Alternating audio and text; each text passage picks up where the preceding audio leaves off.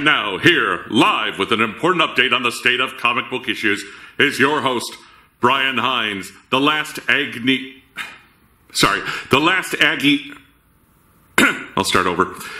Here now, live with an important update on the state of comic book issues, is your host, Brian Hines, the last Angry Geek. I'm sorry, geek. They're making faces at me from the other side of the announce booth. Cut it out! Oh, we've got a bad case of the sillies today. You want me to start over? Yes. Right. Here now, live with an important update. That should probably be an important announcement. Here now, live with an important announcement on the state of comic book issues, is your host, Brian Hines, the last Angry Geek. Thank you. Come in, geek! Hell kind of snotty introduction was that? Well, we're out of time. All right, sign us out. That was Mr. Brian Hines, the last Angry Geek, with an important announcement on the state of comic book issues. Enjoy the slow. Oh, God. Brian, now they're pressing the ham on the class. Oh, so gross. Never hire your cousin. Enjoy the show.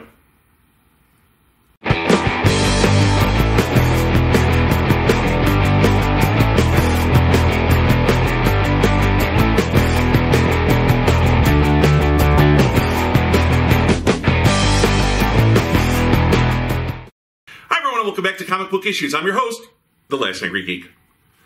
Let's face it, some would say gender is fluid.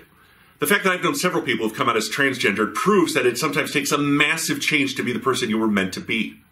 However, stories of people getting their minds swapped into different bodies is nothing new, especially in comic books where there are plenty of superheroes, magic, and telepathy to make this possible. With that in mind, we're going to check out Image Comics' Crosswind, number 1 and 2, written by Gail Simone and drawn by Kat Stacks. In the snowy woods, Cason Ray Bennett explains how his father told him that you can tell a lot about a man by what he plants. Well, Cason plants people. He's there to shoot his best friend, Dell. Dell's suspected of being a federal snitch by their boss, Mr. Randolph. When Cason gets cold feet, he walks away until Dell makes comments about his mother. They had sex, laughed at Case, and ate proper white people food. What is proper white people food? Did she cut the crust off his PB&J sandwich? Also, look at him. We'll get to the colored issues I have in this book later, but isn't he white? I've never heard of the name Cason before, so if it's ethnic in some way, I couldn't say. All I've gotten out of this book so far is that his best friend may have slept with his mom and then she made him a lame sandwich. That sets him off and he kills Dell. Crucifix, or Cruz, is there as well. Another killer working for Randolph. He was sent to make sure Cason killed Dell. It was more a show of loyalty. They still don't really know who the snitch is. Elsewhere, Juniper Blue is picking up her stepson Kelly at school. He does his best not to talk to her. Her husband calls to remind her that the boss is coming over for dinner and they need to make a good impression so he can keep his job. What is this? Leave it to Beaver? The boss coming over is such a sitcom problem. And it won't be easy to make dinner because Juniper and Cason have divided the house in two with a line painted right down the middle of their living room. It's still funnier than Stark raving. The neighborhood teens sexually harass her, and she breaks down once in her home. Outside his apartment, a homeless man grabs onto Cason's hand. His eyes roll back, and he begins talking about what will happen to the two of them, whoever that might be. Juniper has a nightmare about a faceless woman and takes some meds to help her focus. Cason is met in his apartment by a very naked woman, Mika. June gets sexually harassed on the way out of her house. What? Does she live next to the only basketball hoop in the neighborhood? A friend passive-aggressively mentions seeing June's husband out with another woman. As Mika decides to cover up, Mr. Randolph sends Cason to check on his grandson, Sigmund. He's not returned after checking on another potential stool pigeon. Siggy is a little nuts, so Mika offers to go with him, but he decides to go it alone. June's husband checks in on her again. She's running 2 behind, and he blows off her concerns about the boys next door and the possibility of his cheating. He orders her to get dinner ready. In the snitch's hotel room, Cason finds Sigmund freaking out. Suddenly a pair of Capaldi-esque eyes say, "In the darkness you touch," and both begin to have a headache. They rush to the nearest bathroom, and Kaysen and Juniper's minds switch bodies. Kaysen walks out with confidence while Juniper is shocked to find a mangled body in the bathtub. They both receive a call from the mysterious Vox.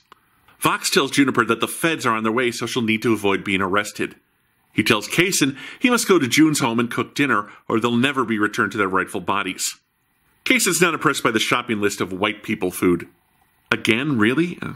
What am I missing? The guy's whiter than I am! And I think the best rock band ever was the Monkees. Here we come. June wraps up the body in a shower curtain.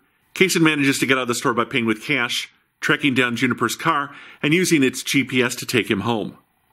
He ignores the basketball players who sexually harassed Juniper, or at least Juniper's body, for a third time. Hi. I'd like to take a moment to address sexual harassment. Now, in recent months, everyone from Hollywood producers to senators to sitting presidents have been accused of sexual harassment, but I've got a way to end this. Men, and I call you men because Power Mad Puss Buckets is a little too on the nose, stop whipping it out! Trust me, no matter how proud you are of your dick, it's just not that impressive. You're just being an asshole making another person feel terrible about their lives. Stop the touching, groping, teasing, and the filthy and suggestive conversation. Then we can all get on with our lives, and I won't have to bash your head in with a baseball bat because you made my cousin cry. And I'll get away with it too because no one knows who I am. Seriously, I've been on Channel Awesome 8 years. People still say, who the hell are you? Both get to work cooking and cleaning respectively. Kelly comes home, and when he mouths off to who he thinks is June, he gets one upside the head. He won't let Kelly talk to him that way, but he does get him a rag for the eye. He asks where the black eye came from, but when Kelly won't talk, he drops it. A man has a right to some privacy, but he does have to dress up for dinner. Cruz checks in on Kaysen, or rather Juniper. She tells him that she sent Sigmund to dispose of the body, and Cruz is impressed by the cleaning job June's pulled off. Cruz then tells a story of how crazy Sigmund really is. He once had to knock him out to keep him from opening a door on a flying airplane because Siggy thought that air pressure thing was a lie. Mr. Randolph didn't like that and almost had Cruz's fingers chopped off. So, is Kaysen still sleeping with Cruz's fiancée? June's husband shows up with his boss and tries to prepare him for mediocrity. Also, word of advice, Mr. Blue? Either lower your waistline or get smaller arms. Everything's out of proportion here. Also, is the boss a clone of Mr. Blue? Is this some weird Twilight Zone episode? Anyway, they're both shocked that Kelly is polite and well-dressed, and June looks stunning. Dinner is prepared. Hubby is a bit shocked by how frank and crude Kaysen is acting in his wife's body. And when Kaysen claims to be cooking Cuban food from his mother's recipes, he has to remind him, or her, this is getting a little confusing, that Juniper's mother is a Mormon in Utah. He's Cuban! That explains all the white people food references. Or does it? Anyway, moving on. Apparently the affair between Kaysen and Mika, the naked woman from earlier, is a badly kept secret. Mr. Randolph was impressed enough with Kaysen's loyalty by killing Dell that he's ordered Cruz to keep his hands off him. But if Kaysen, or by extension Juniper, screws up, he's going to take his time killing her. Him? Dinner goes well when Kelly goes to fetch coffee. Sigmund is back. There's a problem. The feds are on their way up, but it'll be okay as long as he got rid of the body, which he did not. Fiddlesticks. Kelly tells Kaysen that they're out of creamer. He wants to send Kelly to the market, but he doesn't have his bike anymore. Someone took it. Well, they'll make do. Then after dinner, as Kaysen picks up a knife, they're getting Kelly's bike back. I don't like this gritty remake of Pee-wee's Big Adventure. They took his bike. Now he and Large Marge are getting it back. Well, Crosswind really is an ambitious book. I've read the following issues, although the series has yet to conclude, and it's really a sort of personal empowerment story. But I have a history of missing the point of these things. This isn't a supernatural mob dark comedy. It's more serious than that. Gail Simone has said that this book is actually about the experience of being transgendered. In body swap stories, there's usually a lot of repulsion and the idea that being trapped in a body of a different gender is inherently wrong. Gail wanted to avoid that particular trope. As she puts it, when you write the story of a character whose mind is trapped in a body of the opposite sex, that person learns what it's like to be transgendered. They're a man trapped in a woman's body, or vice versa. So that's what Gail is planning with this book, and I can say from that end it's fairly successful. In later issues, without spoiling anything, Juniper and Kaysen seem to come into their own in bodies of the opposite sex. But at the end of the day, a comic book should be entertaining. Is this one? Let's take a closer look at Crosswind, issues 1 and 2. Well, the comic has an interesting idea and good intentions behind it, but while I remember enjoying the initial read, when I reread it for this review, I found several items confusing, not the least of which was Kaysen's racial identity and the repeated references to white people food. Not just the reference, but the way they said it sounded awkward. I couldn't really imagine people talking that way. When I first learned about this series, the promo art for this book had me really excited. A woman in a nice dress in a mayhem-filled bathroom? I perhaps expected the hitman to keep on being a hitman, not a housewife. There's some good character development, especially with Juniper and her stepson Kelly down the line, but these first few issues are all set up. As for the lead characters, I did find Juniper to be a more interesting of the two. Kaysen seems to fall into the witty, albeit jaded assassin category.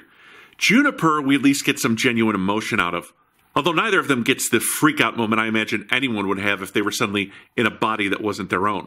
In fact, June is body swapped and placed smack dab in a crime scene with an admitted killer, and she just deals. That does seem odd given how emotionally fragile she was portrayed as earlier in the series. Now let's talk about the art. Looking at some of the black and white versions of Kat Stagg's art, you can see that she does extremely crisp line work. She's very talented. Then comes the coloring. And for me, this is what destroys whatever goodwill the book had earned. I cannot tell you how many times I was reading this book only to focus on the strange digital coloring. A particular blotch running across one character's face. It kept dragging me out of the plot to focus on these imperfections, and that's something you don't want to do when you're telling a story. You want the reader to flow through the story from beginning to end. The coloring makes the book look like we're filtering it through the Predator's heat vision.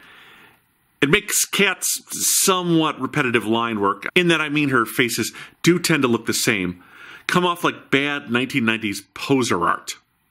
To be brutally honest, the coloring ruined this book for me. I am a huge Gail Simone fan. I think I reviewed Secret Six on here like 3 times, thanks in part to Patreon pledges. Her superhero work is peerless.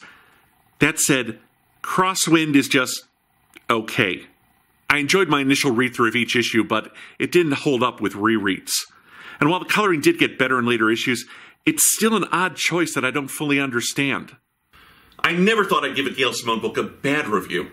I hated the art on her final run of Secret Six before the DC Universe relaunched into the DCNU, but I still saved every issues of her for the final book to read on New Comic Day because the writing was that good. Still, maybe this venture into non-superheroes was a mistake, or maybe after Image Comics with strong female leads like Lazarus and Velvet, I was expecting a different type of book from that promo art I showed you earlier. Regardless, I give Crosswind, issues 1 and 2, 1.5 out of 5 stars.